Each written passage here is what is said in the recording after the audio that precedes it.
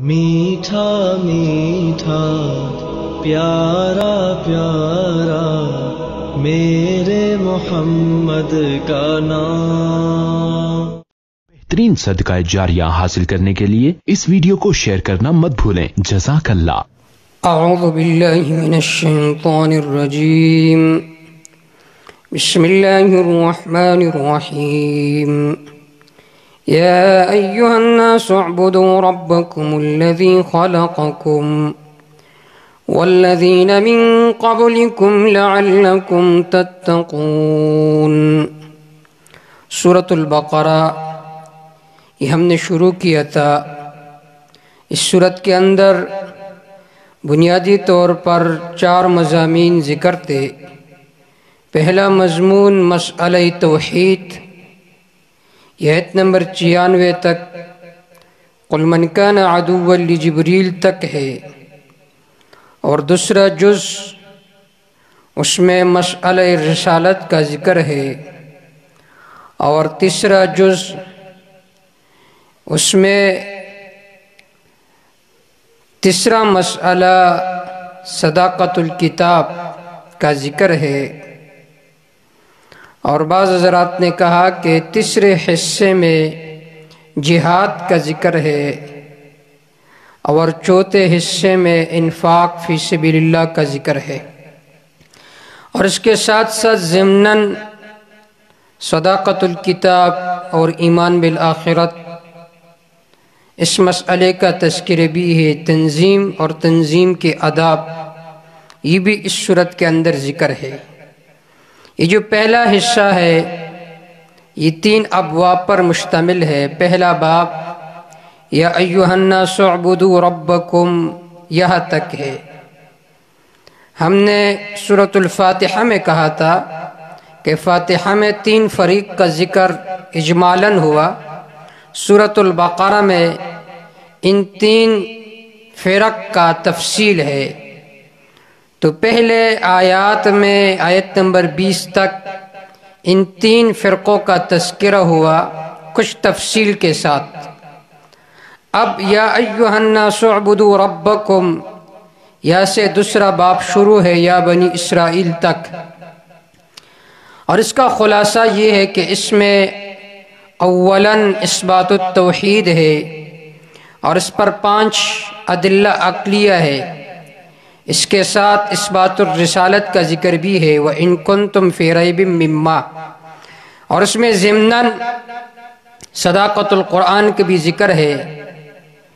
پھر فَإِن لَّمْ تَفْعَلُوا وَلَن تَفْعَلُوا ان آیات میں زجر ہے، وَبَشِّرِ الَّذِينَ آمَنُوا ان آیات میں بشارت ہے ان لوگوں کے لیے جنہوں نے مسئلہ توحید کو مان لیا۔ ان اللہ لا یستحیی، اس آیت میں ایک شبہ ہے اور اس کا جواب ہے، وَکَیْفَ تَکْفُرُونَ بِاللَّهِ وَكُنْتُمْ أَمْوَاتًا ان آیات میں 4 نعمتوں کا ذکر ہے، نعم 4۔ یہ ہے اجمالاً خلاصہ۔ سب سے پہلے اس آیت میں مسئلہ توحید کا ذکر ہے، اور اس کو مبرہن کیا، واضح کیا گیا 5 عقلی دلائل کے ساتھ، ان دلائل کے ساتھ کہ عقل بھی ان دلائل کو مانتی ہے۔ سب سے پہلے اللہ رب العزت نے جو مقصد ہے قرآن مجید کو اس کو ذکر کیا، یا ایھا الناس اعبدوا ربکم۔ ان آیات میں ایک عجیب انداز سے اللہ رب العزت نے مخاطب کیا، لیکن صرف ایمان والوں کو نہیں بلکہ دنیا میں جتنے لوگ رہتے ہیں، جتنے لوگ بستے ہیں، سب کو اللہ رب العزت نے مخاطب کر کے ارشاد فرمایا، اے لوگو۔ اور یا حرف ندا اللہ رب العزت نے ذکر کیا، یا حرف ندا اشارہ ہے اس بات کی طرف اللہ تمہیں بلا رہا ہے، ایک کائنات میں بسنے والوں۔ یا ایھا الناس اے لوگو، اعبدوا ربکم خاص عبادت کرو اپنے رب ہی کا۔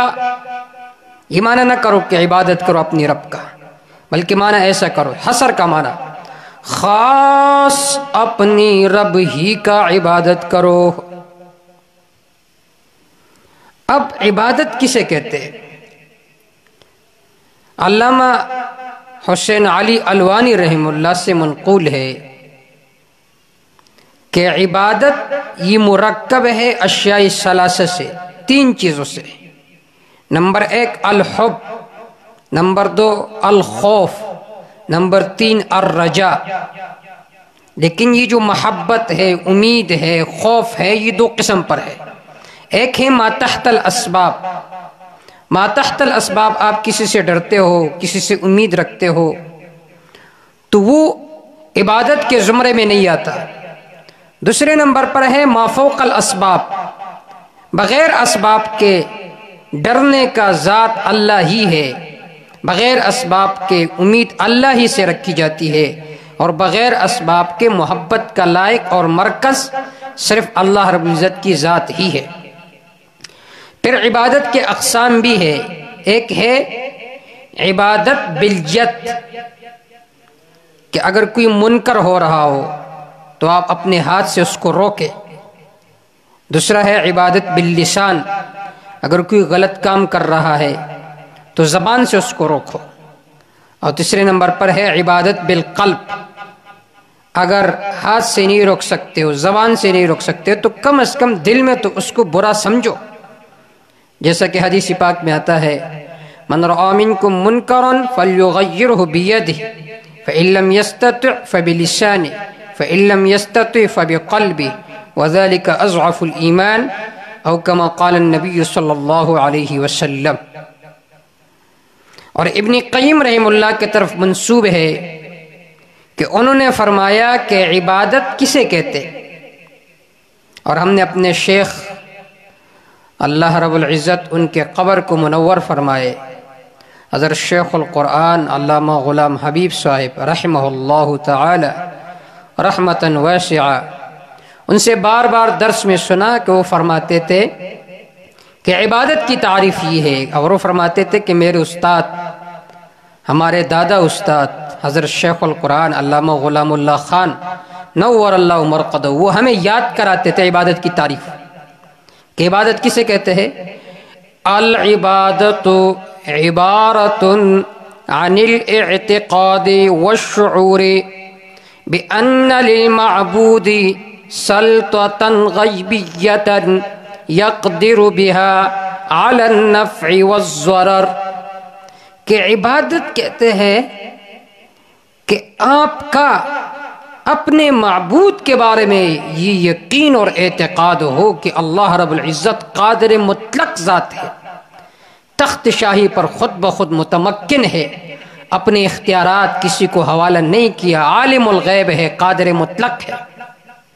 لہذا فکل دعاء و نداء، آپ اگر کسی غیر اللہ کو پکارتے ہو اور اس میں آپ کا عقیدہ یہ ہے کہ جسے میں پکارتا ہوں وہ متصرف ہے، وہ عالم الغیب ہے، تو یہ عقیدہ اللہ کے ذات کے لیے رکھنا تو عبادت ہے، غیر اللہ کے لیے رکھنا یہ شرک ہے۔ تو یہ بہت جامع تعریف ہے۔ یا ایہا الناس، اے لوگو، اعبدوا ربکم، خاص عبادت کرو اپنے رب ہی کا۔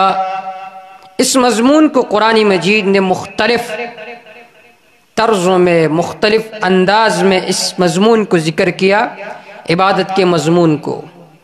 سورۃ الذاریات میں آیت نمبر 56 میں ہے وَمَا خَلَقْتُ الْجِنَّ وَالْإِنسَ إِلَّا لِيَعْبُدُونَ، دنیا میں جو جن رہتے، جو انس رہتے ہیں، انہیں میں نے صرف اپنی عبادت ہی کے لیے پیدا کیا ہے۔ اب اعبدوا ربکم، اس کے مخاطبین کون ہے؟ اس کی 3 توجیہات ہے۔ پہلی توجیہ یہ ہے کہ اس کے مخاطبین کفار ہے، تو اس صورت میں اعبدوا ربکم کا معنی یہ ہوگا اعبدوا ربکم وحدوا ربکم، اپنے رب کو ایک ہی مانو، اس کے ساتھ کسی لات و عزا و منع کو شریک نہ کرو۔ کسی پیروں ملنگ کو شریک نہ کرو، اعبدوا ربکم، اپنی عبادت کو اپنی رب کی عبادت کرو لیکن اکیلا عبادت کرو، اس عبادت میں کسی اور کو شریک نہ کرو، وحدوا ربکم، اپنے رب کو اکیلا مانو۔ ابن عباس رضی اللہ تعالیٰ عنہ نے یہ معنی فرمایا۔ دوسری توجیہ یہ ہے کہ اگر اس کے مخاطبین منافقین ہو تو اس صورت میں معنی یہ ہوگا، اعبدوا ربکم اخلصوا العبادت للہ، عبادت خالص اللہ ہی کے لیے کرو، عبادت میں نام و نمود ریا دکھلاوا نہیں ہونا چاہیے، ریا کے لیے عبادت نہ کرو، خاص اللہ کی رضا کے لیے کرو۔ اور تیسری توجیہ یہ ہے اگر اس کے مخاطبین ایمان والے ہو تو اس صورت میں معنی یہ ہوگا، اعبدوا ربکم ای دوموا علی عبادت ربکم، اپنی رب کے عبادت پر ہمیشہ گیری کرو۔ یہ نہ ہو کہ جمعہ خان اور اختر خان تم نے اپنے آپ سے بنایا، صرف جمعہ کی نماز پڑھتے ہو، عید کی نماز پڑھتے ہو، اور بعض رمضان خان ہوتے ہیں صرف رمضان کی نماز پڑھتے ہیں، باقی درمیان میں معاف ہے، ایسا نہ کرو۔ اب اس پر 5 دلائل ذکر کر رہا ہے، مختصر بیان کر رہا ہوں۔ کیوں اپنے رب کی عبادت کرو؟ ذہن میں سوال پیدا ہوتا ہے، کیوں؟ جواب، الذی خلقکم، اللہ ذات ہے جس نے تمہیں پیدا کیا، والذین من قبلکم، دوسری دلیل، اور ان لوگوں کو بھی اللہ نے پیدا کیا جو تم سے پہلے گزرے تھے، تمہیں بھی رب نے پیدا کیا، تمہارے آباء و اجداد کو بھی رب نے پیدا کیا، تو اس کا تقاضا یہ ہے کہ تم عبادت صرف اللہ ہی کا کرو، کسی اور کا نہ کرو۔ لعلکم تتقون، تاکہ تم پرہیزگار بنو، کیونکہ عبادت کی خاصیت یہ ہے کہ جب آدمی اپنے رب کے سامنے سجدہ ریز ہوتا ہے تو اس وقت آدمی کے اندر تقوی پیدا ہوتا ہے، خشیت اور للہیت پیدا ہو جاتی ہے۔ تو 2 دلائل ذکر ہو گئے۔ تیسری دلیل، الذی جعل لکم الارض فراشا، اللہ وہ ذات ہے جس نے بنایا تمہارے لیے زمین کو بچھونا۔ چوتھی دلیل، والسماء بناء، بنایا آسمان کو چھت۔ پانچویں دلیل، وانزل من السماء ماء، اوپر سے پانی برساتا ہے، فاخرج به من الثمرات، پس نکالتا ہے اس پانی کے ذریعے سے مختلف قسم کے پھل، ثمرات جمع ہے۔ رزقا لکم، واسطے تمہارے خوراک کے، تمہارے لیے رزق ہے، تمہارے لیے خوراک ہے۔ لہذا فلا تجعلوا للہ اندادا، یہ ہے ثمرہ، دلائل کا ثمرہ۔ فلا تجعلوا للہ اندادا، اللہ کے لیے شریک نہ بناؤ۔ اندادا اس کا معنی ہے ای فی العبودیت، عبادت میں اللہ کا کوئی شریک نہ بناؤ۔ وَأَنْتُمْ تَعْلَمُونَ، تم جانتے ہو، مجاہد معنی کرتے ہیں لا ند لہو ولا ضد لہو، اللہ کا کوئی مقابل، کوئی ضد، کوئی شریک نہیں ہے۔ تو دیکھیے اللہ رب العزت نے کس عجیب انداز میں ایمان والوں کو مخاطب کیا کہ کیوں اپنے رب کی عبادت کرو۔ کیوں؟ اس لیے کہ اللہ نے تمہیں پیدا کیا، تمہارے آباء و اجداد کو پیدا کیا، اللہ کے زمین کے اوپر رہتے ہو اور اللہ کے چھت کے نیچے رہتے ہو۔ اللہ رب العزت اوپر سے پانی برساتا ہے، وہی پانی تم پیتے ہو، اور اس کے ذریعے سے اللہ مختلف قسم کے پھل وہ اگاتے ہیں۔ تو جب خالق اللہ، تو پھر عبادت کیوں کسی غیر کا؟